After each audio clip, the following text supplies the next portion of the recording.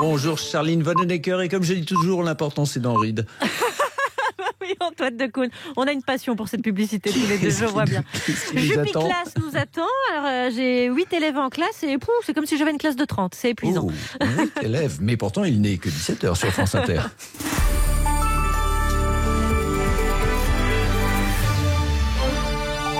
Les infos, Laetitia Gaillet. Un peu d'iode dans ce monde sous cloche. 33 IMOCA au départ le 8 novembre et le premier bientôt au Sables d'Olonne après 80 jours à faire le tour du monde. L'épilogue donc du Vendée Globe. Il va se jouer dans les 3 prochaines heures. Bonsoir Jérôme Val. Jérôme Val, que l'on cherche en direct des Sables d'Olonne dans un bateau. Vous m'entendez ? Oui, on vous entend très bien.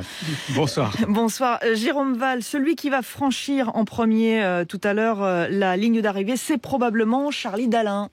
Oh, c'est sûrement Charlie Dalin. Il lui reste en effet moins de 3 heures encore à bord de son bateau qui a été sa maison, vous l'avez dit, pendant plus de 80 jours. Charlie Dalin est attendu sur la ligne d'arrivée ici au Sables d'Olonne entre 19h15 et 20h pendant le téléphone sonne. C'est bien fait cette histoire. En tout cas, voilà pour le premier arrivé. Puis les arrivées vont se succéder pour ce Vendée Globe décidément hors norme, puisqu'on attend ensuite Louis Burton, lui plutôt aux alentours de minuit, puis Boris Herman à partir d'1h du matin, Thomas Ruyant entre 3 et 5 heures et Yannick Bestaven entre 3h30 et 5h30. Et on insiste évidemment sur l'arrivée du Rochelet qui sera peut-être, et sans doute, si ça se confirme, en tout cas si ces horaires se confirment, qui sera sans doute le vainqueur de cette 9e édition du Vendée Globe grâce à sa bonification de 10h15. Donc s'il arrive moins de 10h15 après Charlie Dalin, il sera sacré vainqueur de ce Vendée Globe. Ça nous promet une nuit à rebondissement, une nuit à suspense dans la brume des Sables d'Olonne, puisque le temps est plutôt couvert, la mer plutôt agitée.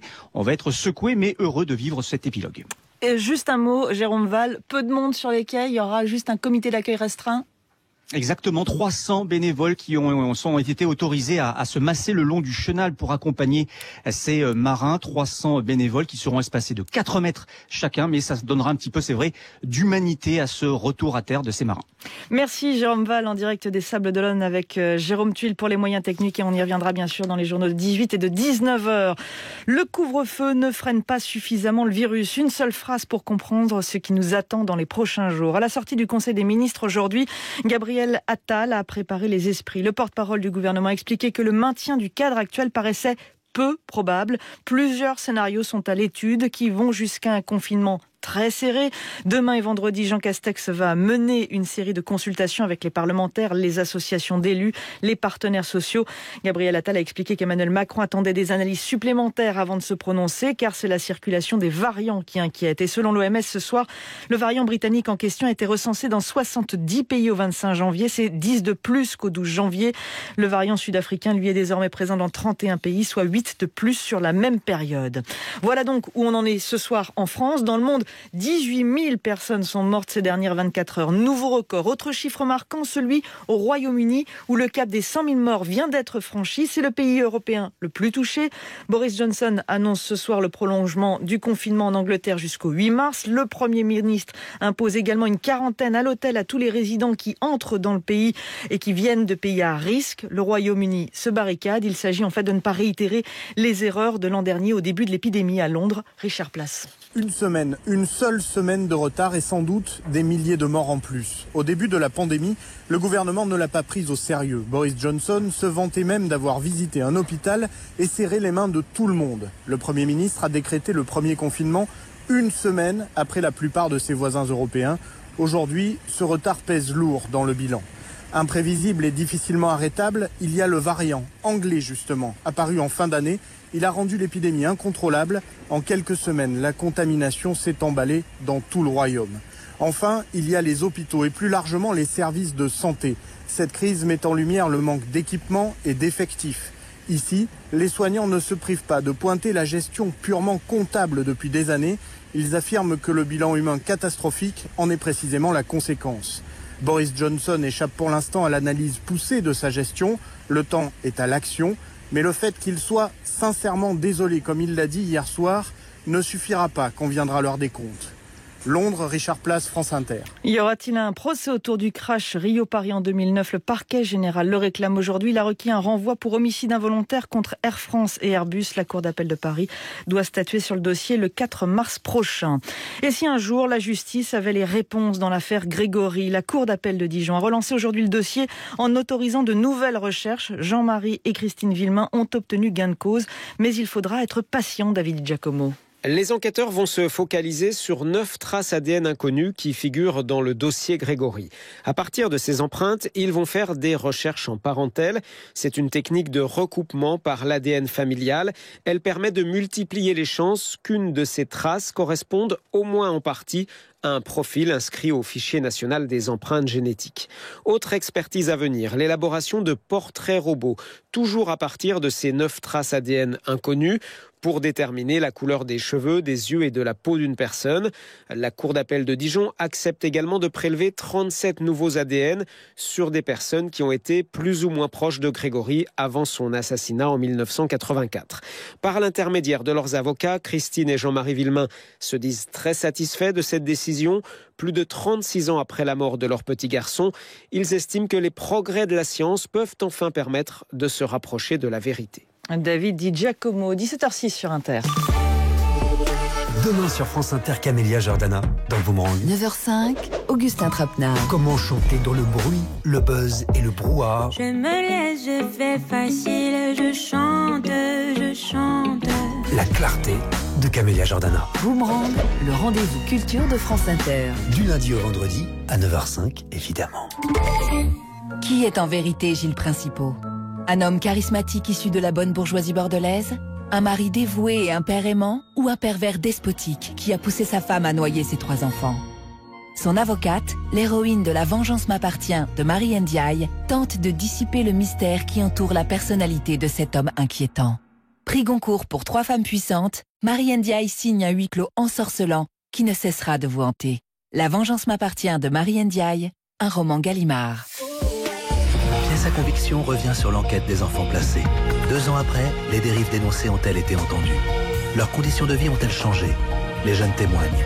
Inédit, pièce à conviction, enfants placés, que fait la République, suivi d'un débat animé par Virna Saki, ce soir à 21h05 sur France 3 et déjà sur la plateforme France.tv.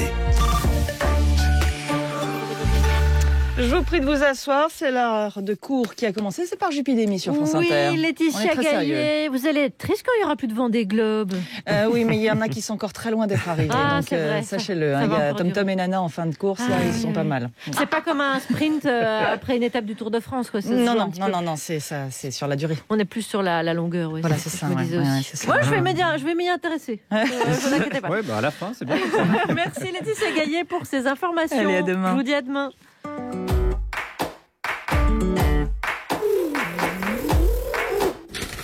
9h dans le bureau de Parjupiclas. Et moi, je te dis qu'il a une tête énorme. Mais non, il n'a pas Un peu de calme. C'est Parjupiclas aujourd'hui, enfin. Oui, mais ça change quoi ? Ça change qu'on est censé montrer l'exemple au pitchoun. Ouais, si on est dissipé à l'antenne, c'est pas un bon exemple qu'on donne. Voilà, mais qui est faillot. Voilà. Alors en plus, attendez, j'ai une annonce à vous faire. Ah bon ? Pardon, mais on a reçu un courrier de l'Éducation nationale concernant notre émission. Mais non, Vas-y, montre. Du calme.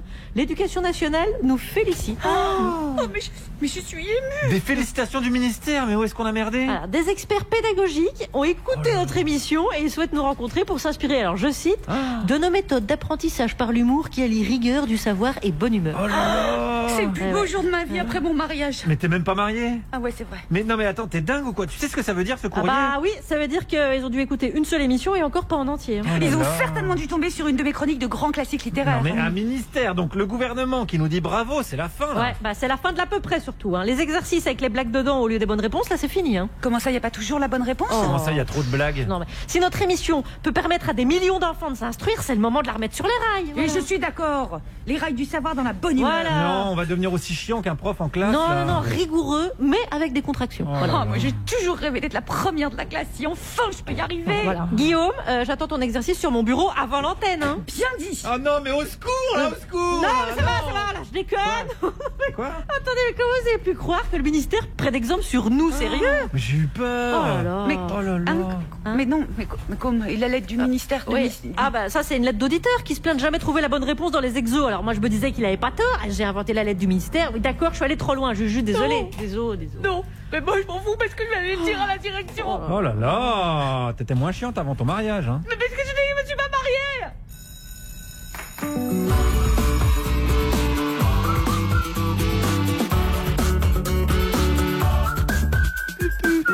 Bonjour la France Inter et bienvenue à l'assistance publique rigolo de Paris, l'APRP. Et voici la devise du jour, tout est poison, rien n'est poison, seule la 6e dose est poison pour l'éthique de Pfizer. Bonjour Juliette Arnaud. Bonjour Charline. Vous vous faites plaisir en proposant un roman de votre auteur préféré, Colette. C'est le 5e et dernier livre de la série des Claudines, intitulé La retraite sentimentale.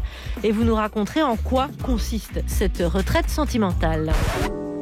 Liliana est amoureuse de Fabiana. Fabiana est amoureuse de Coralia. Coralia aime en secret Liliana. Oui, merci. Liliana, que peut-elle? Oui, mais ça va, on a compris. Oui, allez, on passe à autre chose. Salut Guillaume Meurice. Bonjour Charline. Privé de tous les salons organisés porte de Versailles, salon nautique, de l'agriculture, salon de la clé à molette. Ouais. Vous êtes quotidiennement dans la rue avec une question différente chaque jour. Oui, je vais vous parler de ce petit coquinou de virus, puisque je suis allé voir aujourd'hui le meilleur conseil scientifique qui soit, le Conseil scientifique de rue. Et Conseil scientifique de rue et le CSR, qui se prononcera donc sur le confinement. Tout à l'heure. Très bien. Thomas Croisière, bonjour. SALUT, salut. Ah ouais. Il y a une référence. Il y a une référence. Non, je me sentais déplait aujourd'hui. D'accord. SALUT, salut. Ah, saluté, d'accord. Eh ben, saluté à vous aussi, cher Thomas Croisière. La séance de home cinéma est consacrée à un film japonais, à véritable passion de vos enfants pour les films japonais. Ici, La légende du sanctuaire, la 6e adaptation des Chevaliers du Zodiaque. Poisson, l'une de vos compétences est mise en avant aujourd'hui. Bélier, n'hésitez pas à lui demander son numéro et à demander de l'aide aussi. D'accord. Okay. Taureau, belle journée pour revoir votre copine. Oui, non, côté de job. Ça va, on a compris, oui. Oh, mais qu'est-ce qu'ils ont aujourd'hui? Mes côtés aujourd'hui. Ça change tous les jours aussi. Alors attendez, laissez-moi deviner. C'est moi. Ah, c'est vous. Alors c'est Juliette Arnaud. Avec une équipe qui n'a pas plus peur du grand méchant loup que du grand méchant 3e confinement. Avec d'abord celui qui, comme tous les oiseaux, vit d'air pur et d'eau fraîche. Et puis aussi de science et de précision. Max Bird. Alors Max, on l'ouvre cette cage? Mais oui, on va ouvrir la cage au lépidoptère aujourd'hui. Lépidoptère, ça veut dire quoi, Guillaume? C'est les papillons. Mais c'est bien les papillons. Voilà, c'est ça, exactement. Lépidoptère, c'est quand on va se la péter un peu. D'accord. J'adore me la péter. Très bien. Butterfly. Ouais. Schmetterling. Celui qui est aussi, celle qui est aussi souvent que la chanteuse Mélanie regrette qu'on ait changé sa chanson, enfin les chansons, enfin la musique, pour en faire une soupe populiste. Mélanie Bauer. Et ouais, superbe chanson, Look What They've Done to My Song. Je vais vous expliquer pourquoi les journalistes vous parlent des disques un mois avant qu'ils sortent. Ah, pas mal. Ouais. C'était une question que Charline se posait, je me suis dit qu'il fallait répondre. Bah oui. Et enfin, celle qui, quand elle dort, plus rien ne bouge, sauf qu'ici, elle ne dort pas, elle parle mieux. Elle instruit les écrivains en herbe, Isabelle Sorante. Bonjour Juliette, bonjour les amis. Aujourd'hui, on va parler de retournement et de révélation et comment les doser dans sa fiction. J'ai hâte d'être retournée. Ajoutez à ces trois-là un journal plus... Non ? Si. Message personnel, on peut y aller. Oui, mais je peux être retournée par Isabelle Sorante. Donc ajoutez à ces trois-là un journal plus cocasse qu'informatif, des exercices moins complexes qu'attractifs et enfin un dessin qui n'existe que parce qu'il est réactif. Et vous obtiendrez un programme abrasif. Abrasif, oui, qui use donc. Ok, non mais si vous voulez plomber l'émission dès le début, n'hésitez pas, vraiment, ça c'est... France Inter. Charline Vaninacker, Juliette Arnaud, par Jupiter. Non, par Jupiclass. Un boulot abrasif. Oui, mais parce que c'est pour nous tenir vivants. Ah, d'accord, vu comme ça. Non, ça n'a pas de lien. Je vais arrêter de allez, les gens. On a dit sur les rails. L'éducation nationale nous écoute, les pitchouns aussi. Et alors, comme beaucoup de scientifiques en ce moment, en voici un qui est au four et au moulin. Le four étant la télé, le moulin étant la radio. Mais entre les deux, lui ne change pas d'avis. Et c'est peut-être pour ça qu'il n'a pas encore réussi à intégrer un conseil scientifique. Excepté le nôtre, voici le professeur de SVT de l'équipe. l'équipe. Cui Max Bird. Et cui à tous. Alors aujourd'hui, on va parler de papillons qui puent et qui baisent. Ah, on s'attend pas ça quand on parle papillon. Là, ça commence très fort. On se dit c'est mignon, les papillons c'est gentil, mais comme souvent, tout n'est qu'artifice. Les papillons aussi font du sale. Alors écoutez ça. Des chercheurs de l'université de Cambridge ont découvert que chez certains papillons du genre Heliconius, c'est ces papillons noirs et rouges qu'on voit un peu partout en Amazonie, quand un mâle s'est accouplé avec une femelle, avant de partir, il lui gicle une phéromone qui pue pour que la femelle devienne dégueulasse pour les autres mâles. Il la rend repoussante. Et là, il est content, le mâle. Il est super content. Il fait, voilà, Bébert est déjà passé par là, on n'y touche plus à celle-là. Merci à tous. Tiens, je t'en remets un petit peu. Voilà. En fait, c'est un phéromone répulsif déposé par le mâle. Appelé ocimène. Ocimène, voilà. Donc c'est une odeur, oh, si virile, oh, si mâle, oh, si mène. Oui, je sais, c'est pas terrible, mais j'essaie de trouver des trucs pour vous retenir plus facilement aussi. Tu te rends compte, grâce à moi, toutes les prochaines fois où tu vas parler du sujet avec tes amis, tu te souviendras mieux de ocimène. Et je trouve ça beau. Après, t'as peut-être pas des amis qui parlent souvent de papillons, je sais pas comment tu gères ta vie. Alors, pourquoi ces papillons se comportent-ils de manière si peu urbaine, on va dire? Eh bien, un peu de contexte. Un papillon, en général, ça vit pas lourd. Hein, c'est le temps de faire bonjour madame, bonjour monsieur, crac crac, c'est super, on l'appellera Léon, je l'inscris à la crèche et je m'en vais mourir dans un coin, adieu. Voilà. J'exagère un petit peu. Hein, les papillons vivent la plupart du temps plusieurs mois et pas qu'un seul jour, comme on le dit souvent. Mais ça reste pas beaucoup. Donc, il faut s'assurer, pour les papillons, de ne pas rater leur coup et de pouvoir s'assurer une descendance. La femelle, elle, ça va, elle va transmettre ses gènes. Avec tous les gros loupards qui se bousculent au portillon, c'est pas compliqué. Et de toute façon, elle n'a pas besoin de s'accoupler beaucoup de fois, la femelle. En fait, avec un seul accouplement, ça le fait. Parce qu'elle garde le sperme de son partenaire en réserve dans une spermathèque. Et dès qu'elle a pondu, elle repense à ses ébats amoureux, elle se remet une petite giclette et hop, elle se reféconde toute seule et elle peut refaire une portée. C'est pratique. Ah ouais. Ça plaît beaucoup à Juliette. L'idée plaît beaucoup à Juliette. Juliette, elle arnaque les larniflés. Par contre, tu fais l'amour qu'une seule fois et après, t'es enceinte plein de fois d'affilée. Donc, voilà, mais pour le mâle, lui, qui veut transmettre au maximum ses gènes à lui, il faut trouver des techniques pour que la femelle n'ait pas dans ses réserves d'autres spermes issus d'autres accouplements avec d'autres mâles. D'où l'élaboration du stratagème de la giclette qui pue. C'est quand même bien pratique. Autre fait intéressant, l'ocimène, ce n'est pas qu'une odeur synthétisée par les mâles pour être anti-aphrodisiaque. L'ocimène, c'est aussi un composé chimique synthétisé par les fleurs pour attirer les Heliconius. Donc là, vous vous dites, je comprends pas du tout, mais alors l'ocimène, c'est un truc qui repousse les papillons ou qui les attire? C'est vrai, là, vous êtes complètement perdu. Mais pauvre bichon. En fait, il faut imaginer, c'est comme chez les humains en cuisine, par exemple. Il y a des odeurs qui sont appétissantes. Mais les mêmes odeurs dans l'haleine de quelqu'un, le roquefort à l'ail, pas la même envie. Mais il y a aussi les signaux visuels. Nous, par exemple, des bottes en cuir et une cravache à un cours d'équitation ou dans une soirée bunga bunga, ton cerveau, il part pas du tout sur le même projet.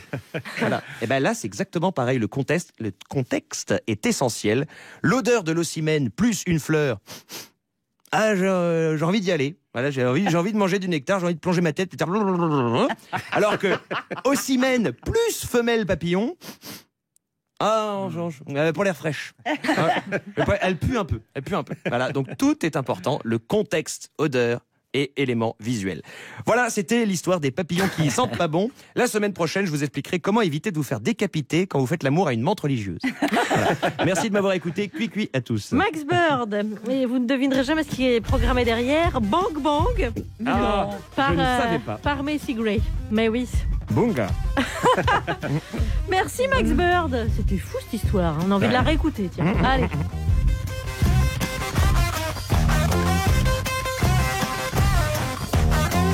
It don't always come naturally.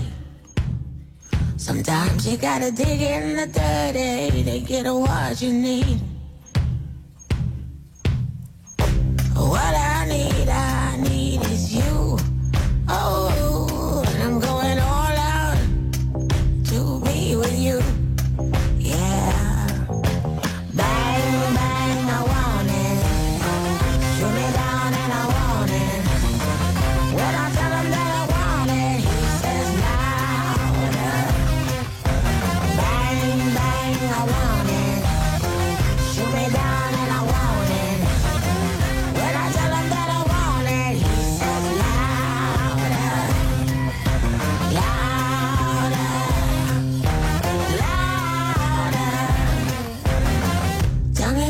your love as hard as I do? Is there a lightning striking inside of you? Does your thunder roll? Does the fire keep you cool? Ooh, 'cause my hurricane is coming for you. Yeah, bang, bang, I want it. Shoot me down and I want it. When I tell him that I want it, he says louder. Bang, bang, I want it. Shoot me down and I want it. When I tell him that I want it, he says louder.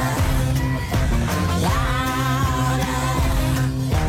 Louder. For your love.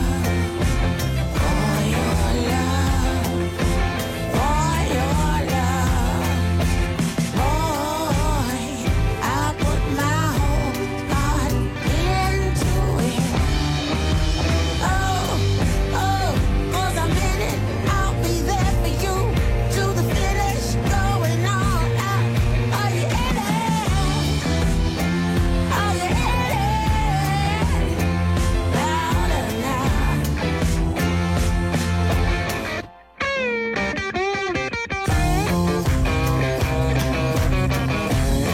Vous écoutez Par Jupiclass, une émission pour les pitchouns où il a été question d'accouplement des papillons avec Alors. Max Bird. Ça commence très fort. Et oui, j'ai un petit peu peur parce que nous allons enchaîner avec un journal avec Guillaume, donc un journal en partenariat avec Mauvaise Foi Magazine. Alors, je ne prendrai pas ce chiffre pour dire que c'est un échec. Ça n'a pas marché. Le journal de presque 17h17. Moi, je vous le dis, je vous soupçonne d'être un gros nul. Figurez-vous que c'est le moins mauvais d'entre vous. Et on commence par les titres. Oui, dans ce journal, on va parler de... Qu'est-ce que vous faites? J'ai reçu un verre ce soir. J'ai reçu un message de Gérald Darmanin, ça doit pas être pour moi. Hein, Ah, parce bon, que- alors, on parlera donc... Ouais. Mais qu'est-ce que... Réponds-moi Mais- s'il te plaît, mais il vient de me réécrire là. Pardon. Bon, alors, ça te- on peut y aller ou pas? Donc, dans Oui, ce journal, on parlera... D'accord. Oh là là. Oh merde. Ah, merde, bon, alors... Putain, c'est Darmanin. Merde. Arrêtez. Oh la vache. C'est Putain, Retailleau, il il va pas être content, hein, Retailleau. Bon, on commence par la politique. Oui, l'Assemblée nationale a donné son accord pour l'instauration d'un certificat de connaissance pour les propriétaires d'animaux. Bien, bah, il reste plus qu'à instaurer la même chose avant d'avoir des enfants. Invité sur France Inter, Christophe Castaner est revenu sur la phrase d'Emmanuel Macron concernant les 66 millions de procureurs. Son propos ne visait pas l'ensemble des Français, mais il disait quoi? 66 millions de procureurs, c'est pas uniquement des... Non, mais il parlait. Ce que je veux dire, c'est qu'il parlait des chercheurs. C'est pas que les et il leur chercheurs, les disait- 66 millions de Mais procureurs. bien sûr, parce que mais vous le savez, on est aujourd'hui sur un regard critique sur la prise de risque. Et en s'adressant aux chercheurs, il leur disait plutôt osons. Ah oui, voilà, parce que nous, on n'avait pas entendu ça. Ben non, nous, on avait entendu qu'on était un pays de 66 millions de procureurs. Oui, C'était la oui, phrase, en oui. fait. Et puis ces propos ne visaient que 66 millions de Français Oui. et pas tous les Français. C'est vraiment tous des cons, ces macronistes. Et oh, Guillaume, ça va? Non, mais toi je visais pas tous les macronistes. Ah, d'accord, Ouais, ça ouais, va. ouais. Économie, face à une situation financière compliquée, le Parti socialiste est obligé de licencier 11 employés, soit un quart de ses effectifs permanents. Alors, il y a une bonne et une mauvaise nouvelle. Bon, la mauvaise, c'est que ça met des gens au chômage. Et la bonne, c'est qu'il y a encore 33 personnes en France qui vivent grâce au Parti socialiste. Ah là là là là, ces licenciements dans les petites PME de province, c'est vraiment un drame social. Hein. Non mais bon. Guillaume, non, c'est pas une PME, c'est le Parti socialiste. C'est le quoi? Guillaume le PS avec Olivier Faure à sa tête. Olivier quoi?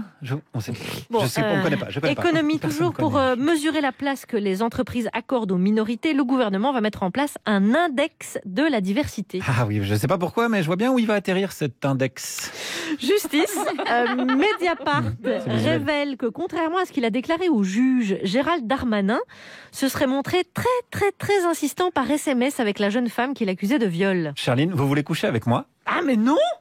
Non. D'accord, j'ai compris. Mais qu'est-ce qui vous prend? Bah, c'était juste pour montrer à Gérald comment on fait normalement dans les relations hommes-femmes. Enfin, si ça peut l'aider, bon, Ah, c'est service public aussi. D'après un récent sondage, 67% des Français déclarent s'intéresser à l'actualité, soit 8 points de plus que l'année Et dernière. comme par hasard, ça augmente l'année où j'assure le journal de 17h17 plusieurs fois par semaine. Coïncidence, bah, je ne sais pas. Je ne crois pas personnellement, mais bon après.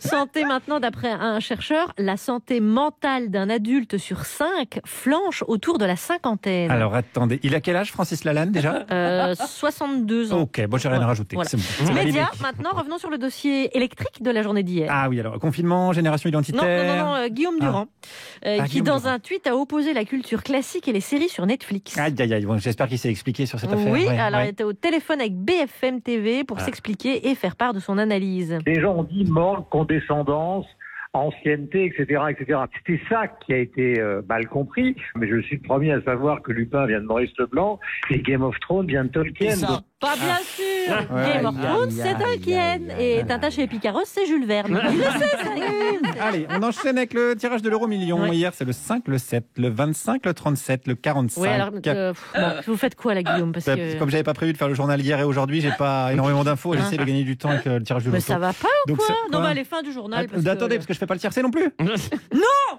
Voilà, au boulot. Oh là là. Et puis voilà. C'est pas vrai, ça. C'est bon, on peut plus rien dire. j'ai Je l'impression. n'arrive pas à remettre cette émission sur les rails. Hein.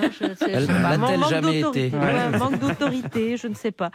Juliette, hein, vous êtes notre meilleure élève, hein, la Ah bon? consciencieuse, oui, bien sûr. C'est dégueulasse. C'est déloyal. Bah, comme ça, j'instille la compétition. Et Non, mais- hop, chacun fait de son mieux, hop, sur les rails. Allez. Vous êtes de droite. Elle passe en premier, donc après, vous aurez l'occasion de faire mieux. Voilà. Le bulletin du premier trimestre, bientôt. Allez. Juliette, votre auteur chéri entre tous, c'est Colette. Alors, parlez-nous de... Alors, son roman, vous avez choisi La retraite sentimentale. Oui, après la guerre et la paix, puis un singe en hiver, voici La retraite sentimentale. Et ces titres semblent indiquer, les uns après les autres, que je ne suis pas un imperméable, que je subis, comme tout le monde, le Zeitgeist. Oui, un mot en allemand de temps à autre, Charline, ça pose sa chroniqueuse littéraire. La retraite, action de se retirer du monde, comme le confinement. Mais ne vous fiez pas trop à ce titre qui sent le renoncement, la naphtaline et la bouillotte en guise de liaison amoureuse. C'est tout le contraire. Avec ce roman, Charline, nous allons pouvoir causer de jouissance féminine. Ça n'existe pas. Fake news. Comment, Charline? Nous sommes mercredi, jour des enfants, jour de poupettes et friponnets. Oui, bah après Max Bird et l'accouplement des papillons. Non, allez-y, mais de toute façon, n'ayez aucune espèce d'inquiétude. Je vais louvoyer en déployant mon art consommé de la nuance et de l'ellipse. Voilà, tout le monde est terrorisé, tant mieux. On écoute mieux quand on a peur, dixit Gargamel. Ou Éric Zemmour, je ne sais plus. Alors, pourquoi ce mot de retraite dès le titre et sans le prénom de Claudine, alors que La retraite sentimentale, c'est le dernier épisode de la série des Claudines, série qui a rendu Colette célèbre, enfin, à moitié célèbre, puisque la série est signée Willy, son mari. Sauf qu'en 1907, Willy n'est plus son mari. Alors, pas de Claudine dans le titre, et donc la fausse jumelle, leur créature à tous les deux, et un avertissement factuel avant que la fiction ne commence. Elle précise, pour des raisons qui n'ont rien à voir avec la littérature, virgule, j'ai cessé de collaborer avec Willy, point. Oui, c'est sec, mais Colette n'est pas une des sœurs Kardashian. En revanche, pour ce qui a à voir avec la littérature, Claudine s'est retirée à la campagne du côté de Besançon parce que Renaud, son mari, est néanmoins grand amour. Renaud est au sanatorium en Suisse. Elle est inquiète, Claudine, mais elle garde ses inquiétudes pour elle. Et elle aime cette retraite avec une amie fraîchement divorcée, Annie, et c'est bête. Elle est ainsi, Claudine. Elle sait jouir. Au sens de tirer de l'agrément de, bien sûr. Elle sait jouir malgré tout, puisqu'elle a, et je cite Colette, une amie qui ne fait pas de bruit, un petit bulldog carré avec une âme d'enfant, une chatte grise impérieuse et distinguée.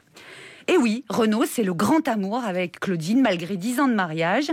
C'est pas comme Colette et Willy, c'est comme ça, la littérature, ça sublime. Et mieux, au bout de 10 ans de mariage, ils sont si proches, si intimes, que Claudine dit « Je me complais dans l'infiltration profonde définitive dont je l'ai, Renaud, enclaudiné. Il savoure, à la Claudine, la grâce de la minute présente et méprise ce qui est meilleur, mais hors d'atteinte. » Et là, cri d'horreur des hommes de l'Assemblée que... Ah oui, d'accord. Alors ta Claudine, elle fait ce truc de femelle hétérosexuelle hystérique. Elle veut changer l'homme qu'elle a choisi. Mais c'est pas possible, vous êtes toutes montées à l'envers. Alors voilà, bramez tant que vous voulez. Claudine a enclaudiné Renaud et ils en sont heureux. Et si ça vous rebute, tant pis. Je vais reprendre à mon compte une phrase que Sido, la chère maman de Colette, lui avait dite. L'amour, ça n'est pas un sentiment honorable. Ceci dit, Renaud est loin. Claudine fait retraite sentimentale, donc, lorsque débarque Marcel. Marcel, c'est le grand beau-fils de Renaud, mais il n'est pas exactement invité ou souhaité. Et alors que les premières neiges commencent à tomber sur cette maison en pleine campagne, un nouveau huis clos peut commencer. Oups, je prends conscience que je ne vous ai pas précisé qu'Annie, la douce Annie, l'amie qui ne fait pas de bruit, a dévoilé à Claudine qu'elle venait de découvrir les joies du sexe. Oh, c'est dommage, je n'ai plus le temps. Merci, bisous, merci. Vendredi alors quand même, peut-être pour la suite. Hein. Oui. Les joies du sexe. J'ai noté que vous disiez oui, D'accord. jouir, tirer l'agrément 2, c'est vrai. Et c'est vrai que parfois j'entends ma voisine du dessus dire oh oui, vas-y, je tire l'agrément 2. C'est juste, c'est fou hein quand même. Ben voilà, c'est une voisine littéraire. Tout à fait. de Elle tirer Nicolette. l'agrément 2. Merci Juliette Arnaud. On attend donc la suite, hein. Donc vendredi.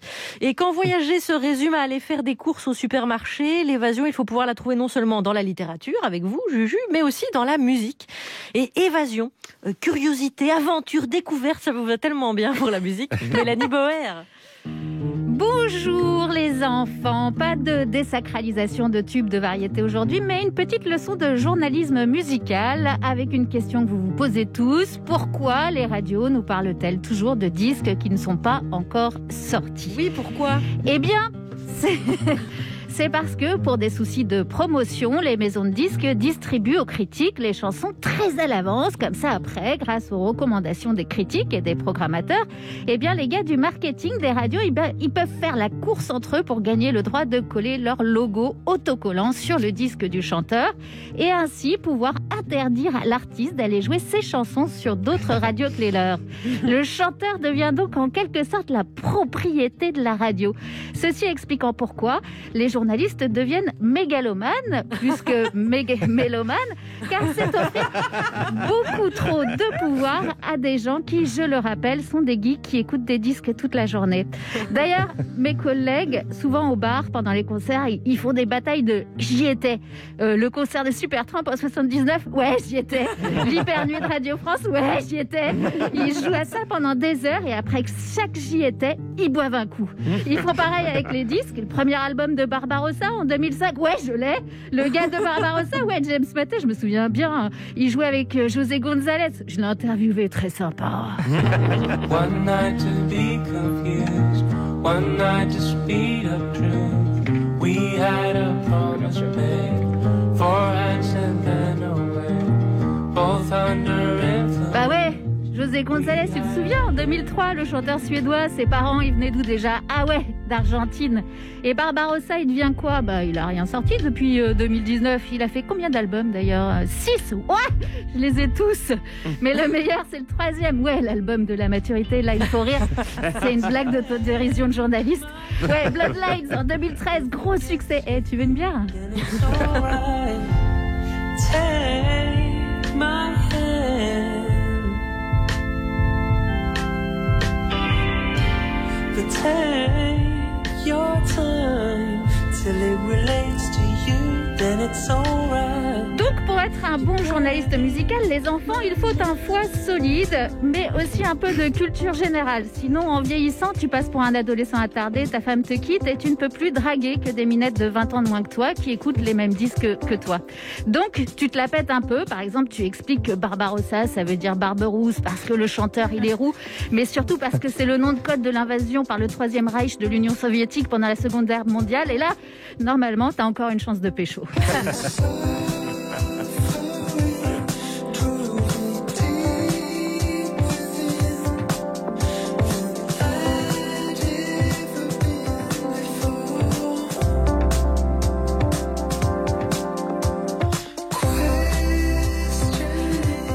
Pour vous dire, les enfants, qu'on fait un bien beau métier, que les disques, il n'y en a pas beaucoup en ce moment. Ils sortent pour beaucoup au printemps parce que les musiciens s'accrochent à l'idée qu'ils pourront refaire des concerts dans des salles et des festivals qui utilisent aussi la politique du logo autocollant et que sinon, le nouvel album de Barbarossa, il est rudement apaisant dans le style pop électronique et que vous avez sacrément de la chance de l'écouter grâce à moi parce qu'il sortira que le 5 mars.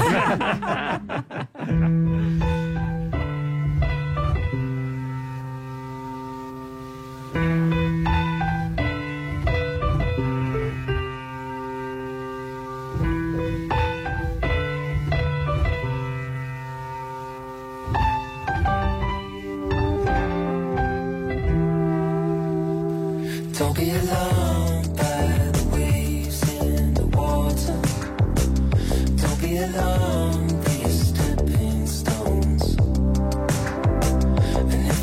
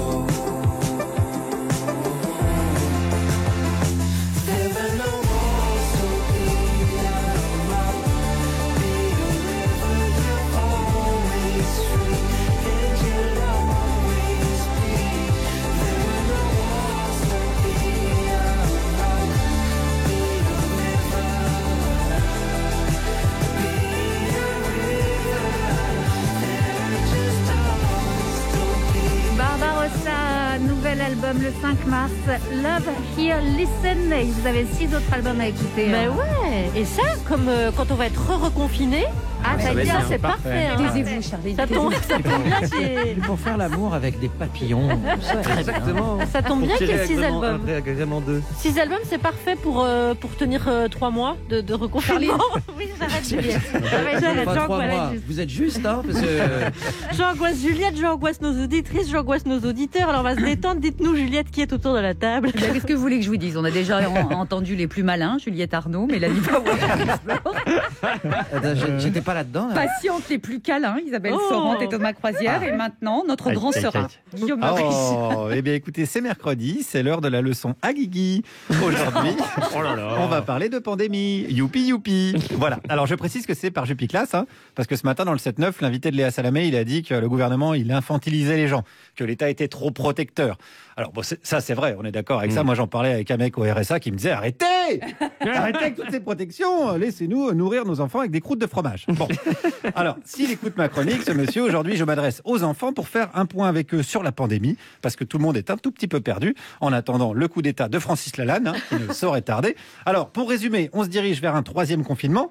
Enfin, alors ça c'est ce qu'a dit le conseil scientifique à 9h. À 9h30, ils ont dit non. Alors attendez, c'est finalement peut-être pas. À 10h, faut voir. Et à 10h30, ils ont dit putain, faut qu'on arrête de picoler les mecs, sinon on va finir sur France Inter à faire des chroniques littéraires pour faire la promo d'écrivains morts.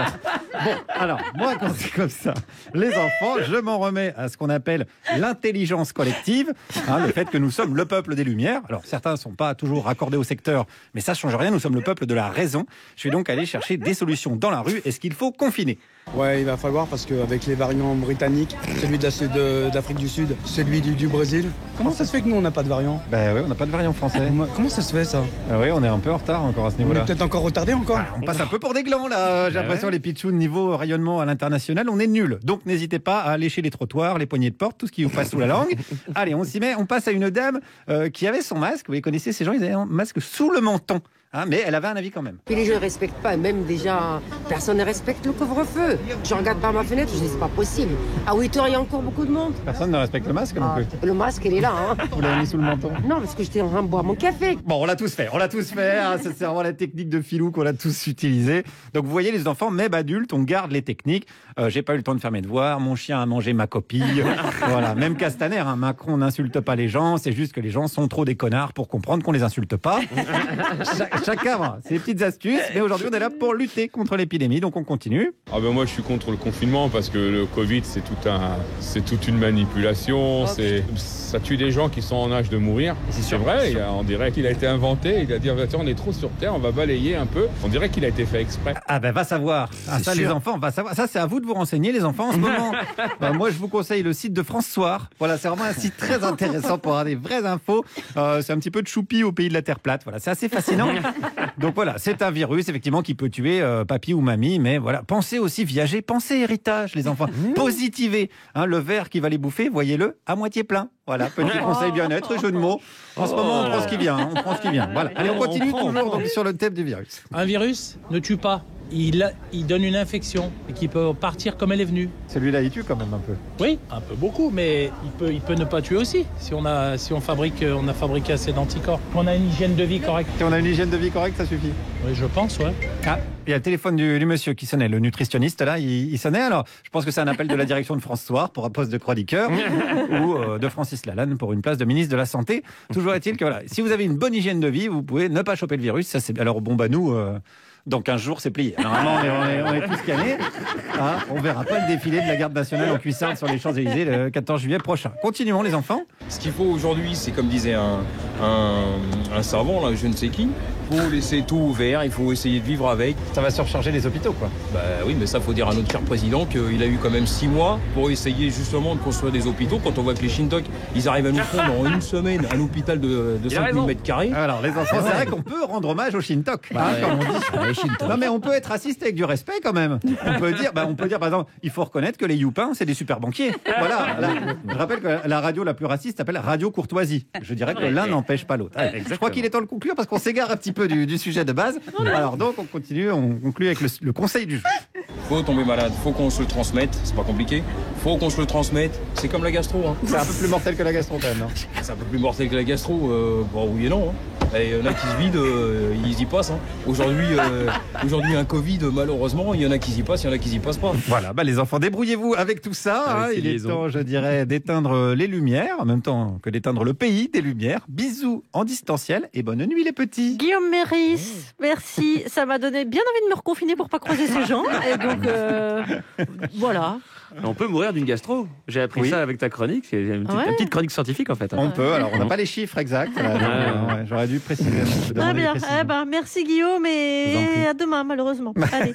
Donc rigueur du savoir dans la bonne humeur, on a dit. Hein. Ce sont les exercices. Juliette. Selon certaines sources, Emmanuel Macron se serait mis dans une colère noire lundi après la une du JDD qui annonçait un reconfinement imminent. Alors, à quoi ressemble une colère noire d'Emmanuel Macron? Réponse A. Ça perd l'hypopète. Réponse B. Sacré bon Dieu de bois. Réponse C. Et bon. J'ai l'impression que le président aime beaucoup Nino Ferrer. Réponse D. Sapré et bravaché qui me mettent ma politique sans devant d'humeur, je vais te les bazarder. J'ai l'impression que le président est un petit peu stéphanois. Réponse E. C'est donc aujourd'hui que tout le monde a décidé de me faire chier. Aujourd'hui. J'ai l'impression que le président est un petit peu Jean-Pierre Bacri. Très bien. Alors, exercice SVT aussi un petit peu. L'affaire du petit Grégory pourrait être relancée après de nouvelles expertises ADN. Alors, à défaut de nous dire qui est le meurtrier dans cette affaire, exercice un petit peu trop complexe, peux-tu nous dire quelle année a-t-on découvert la structure de l'ADN? Petit A. Demandez à Max Bird, faut bien qu'il justifie son salaire. Je sais pas. Petit B, en 1953, le 25 avril, on a le premier article qui mentionne la structure de l'ADN. Qu'est-ce que vous croyez? Moi aussi, j'ai Wikipédia. Petit C, ça sent les révisions de SVT, ça pue le reconfinement. Petit D, en 53, mais ensuite, en 2021, on a fabriqué des vaccins pour modifier cet ADN. Hashtag nous sachons dans la chronique de Guillaume Meurice. Guillaume. Alors, je précise moi que cet exercice a été rédigé par la direction de France Inter. Voilà. Alors, parmi ces événements, lesquels vont avoir lieu sur la chaîne? Réponse A, ce soir, un concert exceptionnel de Jane Birkin sur France Inter, avec la présence exceptionnelle d'Étienne Dao sur France Inter. Ça se passera sur France Inter, la radio France Inter. Réponse B, vendredi, journée exceptionnelle dédiée à la bande dessinée sur France Inter, sur la radio France Inter, la station de radio France Inter. Réponse C, France Inter est décidément une chaîne exceptionnelle. On peut le dire. Voilà. Réponse D, j'ai bien senti votre ton ironique, vous êtes convoqué dans mon bureau immédiatement après l'émission. Merci Guillaume Meurice. Oui, comme la direction nous sollicite régulièrement pour dire n'oubliez pas de dire qu'il y a une journée spéciale, on a tout mis dans un exo. Voilà, et c'est quand le concert de Jane Birkin? C'est ce soir sur France Inter. Ne me donnez pas la bonne réponse à mon exercice. Il y avait un suspense. En tout cas, c'est sur France Inter, la radio France Inter. Voilà, on a bien fait notre devoir. J'espère que la direction nous entend. On les embrasse. La direction de France Inter. Oui, parce qu'on est sur cette chaîne-là. Oui, c'est ça. Attendez, parce que je suis perdue du coup. Alors, donc là, on est sur France Inter. Il va y avoir une autre exceptionnelle. Parce que j'aime beaucoup Étienne Dao. Il va arriver sur France Inter. D'exercice, il en est question ici aussi, mais dans un temps long comme une rédaction. Si tout le monde profite du 3e confinement pour écrire un livre, grâce à Isabelle Sorante, d'après mes calculs, il y aura 302 685 698 nouveaux romans disponibles à la rentrée littéraire. C'est à vous, Isabelle. Aujourd'hui, dans la chambre 223, l'atmosphère semble moins lourde. Sa grand-mère tourne tout de suite la tête vers elle, son regard paraît plus présent, plus expressif. Clara sourit et va l'embrasser. Elle lui parle de sa maison. Elle lui explique comment elle s'est installée et lui parle de son projet d'acheter quelques poules. Sa grand-mère prend un air surpris et prononce quelques mots malheureusement incompréhensibles. Clara ne peut s'empêcher de se sentir déçue. Elle avait intimement espéré que les mots de la veille s'enracinent dans l'esprit de sa grand-mère pour permettre la réapparition d'une langue commune, le langage de tous. Au lieu de cela, sa grand-mère reste emmurée dans son langage unique qui tombe dans le vide une fois prononcé. Les mots ont-ils un sens avant de sortir déformés et de s'évaporer? Alors ce très beau passage est un extrait de l'histoire écrite par l'une de nos auditrices, Sophie. Et c'est à partir de cette histoire qu'aujourd'hui nous allons aborder la problématique des retournements et des découvertes dans un roman. Clara, l'héroïne de Sophie, n'a jamais connu son père. Il a disparu alors qu'elle venait de naître. Et au début de l'histoire, Clara apprend que sa grand-mère, qu'on voit dans l'extrait, a eu un AVC. Elle se rend donc à l'hôpital et on comprend très vite qu'entre Clara, sa grand-mère et sa mère, les relations ne sont pas faciles et qu'un lourd secret pèse sur ces 3 femmes et sur les motifs de la disparition du père de Clara. La question qui se pose à notre auteur maintenant, c'est comment révéler ces différents secrets, portés par la mère, la grand-mère, le père et peut-être par Clara elle-même. Vous l'avez remarqué, dans un roman, tous les personnages cherchent quelque chose de l'ordre de la révélation, de l'élucidation. Il y a quelque chose de très humain, de très profond dans ce besoin d'élucider, d'approfondir notre rapport à la réalité. La révélation toute seule, elle pourrait souvent tenir en une phrase. Par exemple, si je vous dis « la mère de Kat disparaît et Kat comprend que son père l'a tuée », je pourrais avoir l'air de divulgacher un chef-d'œuvre de Laura Kashishk, Juliette, un oiseau blanc dans le blizzard. Sauf que ceux qui aiment commencer les livres par la fin savent bien que connaître l'issue ne gâche pas grand-chose dans un roman. Ce qui tient en haleine n'est pas tant la révélation elle-même que ce que vous ressentez au fur et à mesure que la révélation est amenée. L'art de Laura Kashishk, par exemple, procède par petites touches extrêmement angoissantes et poétiques. Les apparences s'effilochent peu à peu et c'est très beau. Un retournement, c'est ce moment où l'idée que nous nous faisons d'un personnage bascule. Celui qu'on trouvait sympathique, Guillaume, devient dangereux, par exemple. Vous pouvez le résumer en une ligne, par exemple, celui qu'elle croyait amoureux n'en voulait qu'à sa fortune, un motif tragique récurrent chez Henry James. Mais le résumé ne suffit pas à faire ressentir la consistance inquiétante de la vérité. Faire ressentir ce moment où les masques tombent va vous prendre des dizaines de pages, même des centaines, parce que la seule façon de comprendre ce que signifie le masque tombe, la vérité, la faille qui s'ouvre sous les pieds, la seule façon de transmettre, c'est de montrer l'impact des secrets ou des trahisons sur le quotidien actuel des personnages et par contraste, l'effet des révélations que vous allez amener. Pour revenir à l'histoire écrite par Sophie, elle a plusieurs solutions pour mettre en scène ces révélations. Elle pourrait centrer la narration tour à tour sur chacun des personnages. Clara, la grand-mère, la mère, le père, retour à Clara. Et c'est une élucidation qui progresse et à mesure que ça progresse, on change d'angle. C'est un procédé qu'on voit souvent dans des romans américains, par exemple De Beaux lendemains de Russell Banks est construit comme ça. Ça suppose que les personnages secondaires soient bien développés. Ou bien notre auteur peut décider que tout va être vu par l'œil de Clara et à ce moment-là, elle décide que c'est le personnage le plus attirant, le plus vertigineux et celle qui déploie finalement une vision complète du monde. Et dans ce cas, les aveux sont mis en scène à travers ses yeux. Mais ça suppose alors que la vision du monde du personnage principal doit absolument être transformée. Donc, notre auteur va devoir faire ce genre de choix. Et quelle que soit la solution choisie, vous remarquerez que la chose que le roman permet, c'est d'éprouver cette permanence du passé dans nos têtes, la présence des absents, l'actualité de ce que nous croyons disparu. Le moment où les masques tombent, il est à la fois beau et effroyable parce qu'il donne cette sensation que le temps n'existe pas et que notre identité a toujours été multiple. C'est la magie du roman. Isabelle Sorante, je rappelle que vous êtes en lien avec les auditrices et les auditeurs par le truchement de notre courriel, par jupiter@radiofrance.com, que relève notamment et étudie Camille Aimé, notre stagiaire. C'est devenu une masterclass, cet atelier. En tout cas, en ce moment, il y a une tendance entre fantastique et psychologique qui rappelle en fait notre actualité, je trouve. Et c'est très beau ce qu'on reçoit. Merci Isabelle Sorante. Et j'en profite pour signaler à nos auditeurs que votre roman, Le complexe de la sorcière, vient de paraître en poche aux éditions Folio. On écouterait par exemple Barbagallo, qui n'a rien à voir avec Barbarossa, dont nous parlait tout à l'heure Mélanie Boer. Ou de Barbara. Oui, parce que voilà. Pas de lien. Si on avait plus de temps, on la diffusera après, parce que j'ai l'impression qu'il y a une logique. Non, il y a ma chronique après. Ça s'appelle Debout. Thomas Croisière à venir, donc bien sûr vous trépignez. Tout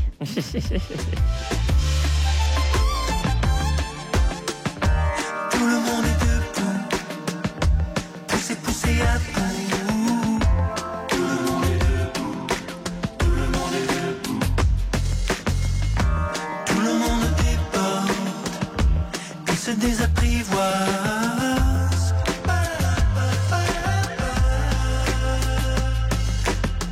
Qu'il est bon de flâner dans une forêt de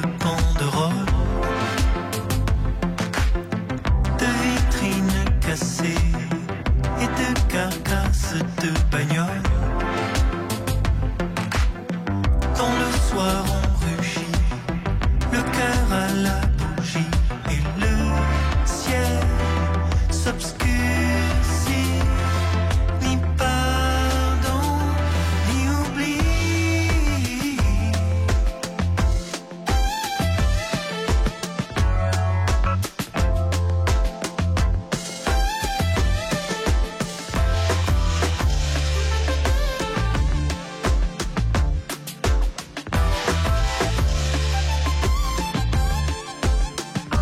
Tout le monde est debout, poussé, poussé à bout.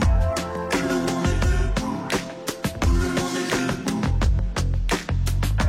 Tout le monde déborde et se désapprivoise.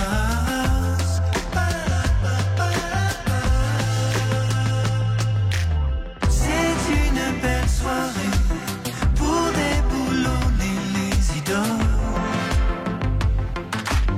Gratter l'or des palais et danser sur la rabacholle. Vaincu de tout pays, émeutier de belle capiche. Gauche, talent, vie, le grand vent des affranchis.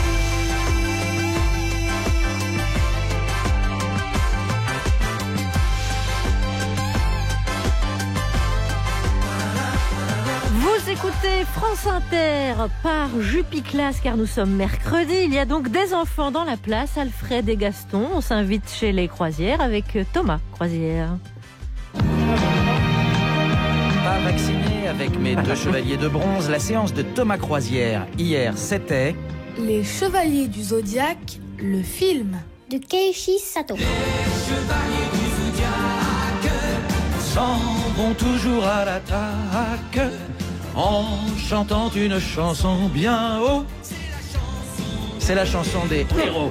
Désolé, je vais devoir remplacer le bel organe de Bernard Minet par la musique de Yoshihiro Ike.